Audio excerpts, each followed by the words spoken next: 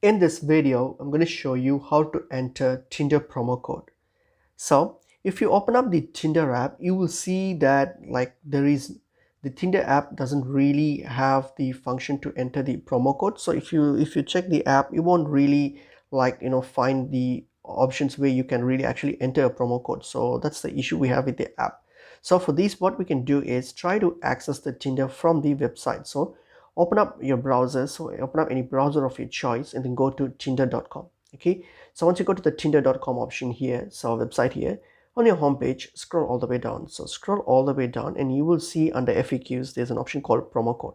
Okay, so simply tap on the promo code. So here you'll be able to enter the promo code. So all you have to do is simply enter the promo code, so whatever code that you have, and hit on enter.